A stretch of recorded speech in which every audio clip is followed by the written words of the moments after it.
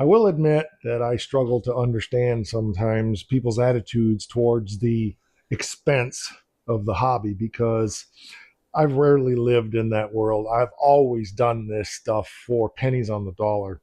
But today I want to talk about a little something different because I think it's about a bigger picture than just the expense of the hobby. This one is another one in my unpopular opinion series. Stick around. I might. You're watching My Car Shop. I'm only going to be speaking in generalities, and I can only come at things from my own perspective and my own experience. But I want to go back 30 years or more in the hobby. Now, I know back then things were not as expensive when I first started out in this stuff in the 80s. Well, a lot of stuff wasn't available. A lot of the body panels weren't available.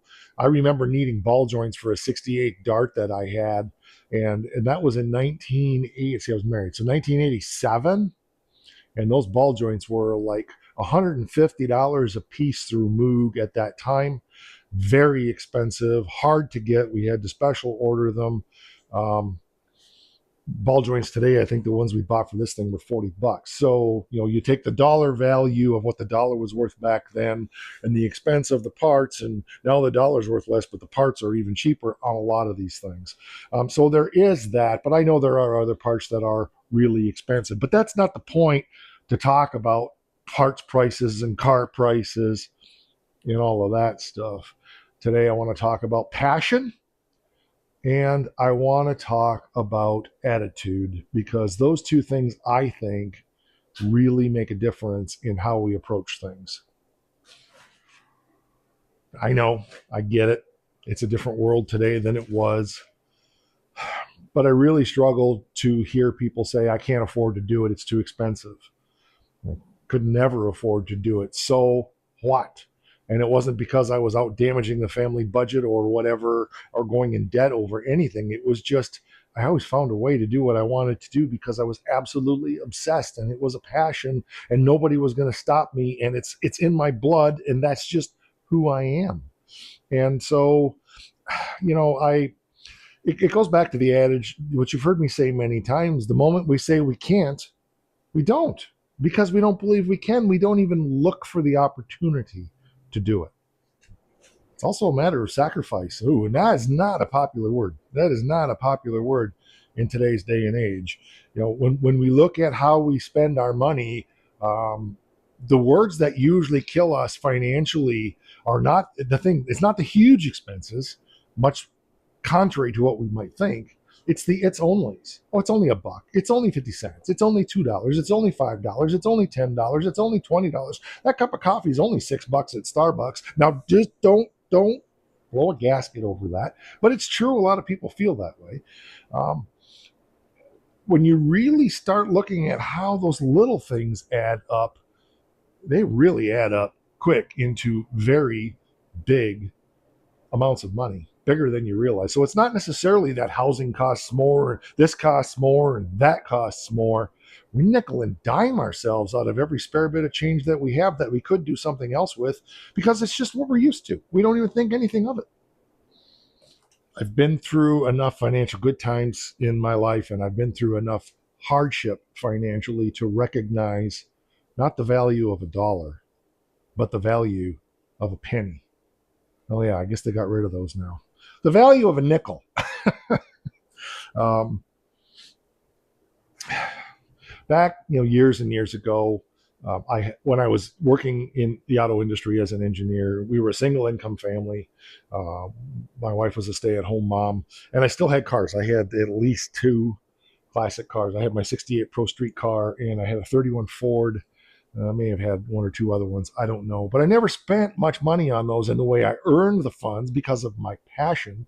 I never spent out of the family budget. I did side work. I did whatever I had to do to earn a buck so I could buy what I needed for my projects. And I always tried to keep the expenses as minimal as I could. That didn't mean I was cheap, but I scrounged and I was resourceful.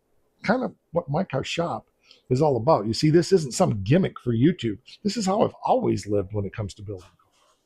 By your own words, by your own attitude, you create the obstacles that you can't overcome. because you've decided you can't overcome it. Everything's too expensive. These cars are too much. It's those damned auction houses. It's greedy. It's the boomers. It's, oh man, I hear it all. I hear it all in the comments. You know what? No, it's not. It's none of those things. It's your attitude. If you want it bad enough, you'll find a way to make it happen. If you want it bad enough and you don't have financial resource to do it, you'll find a way to do it. That doesn't cost a lot. I promise you, that's reality. I'm not saying it's not going to take sacrifice. I'm not saying that at all. What are you going to sacrifice? You're going to sacrifice some frivolous pleasure in life? Maybe not go to the bar on Friday night or not buy that hamburger. I mean, go to Burger King these days and it's 10, 12 bucks just for a burger, fries, and a Coke. Do you really need that? Set a limit on what you're spending and where you're spending it. Bring those nickels, dimes, quarters, and dollars back, and you'll be surprised at the difference it really makes. Well, yeah, at the end of the week, I only saved 30 bucks. Well, 30 bucks in a week times 52 weeks in a year buys a lot of car parts and a lot of tools.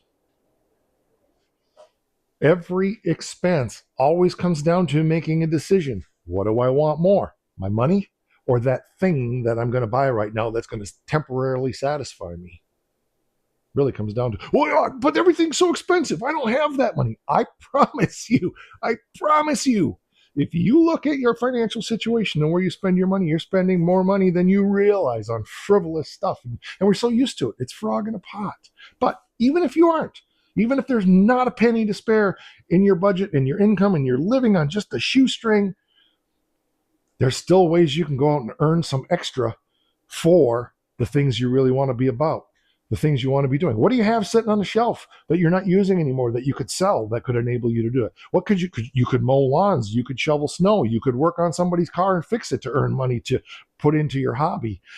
Again, the episode that's airing today talks about the connections we have and where we get deals are not the deals that are out there in public. So get out and be in relationship. And there's all kinds of ways. Again, it's if the moment you think you can't, you sit on the couch, put your feet up, and you quit. You have no idea what my life is like. Well, you know what? I don't. You don't know what mine's like either. Okay? We're dealing, there's a wall between us here called a screen.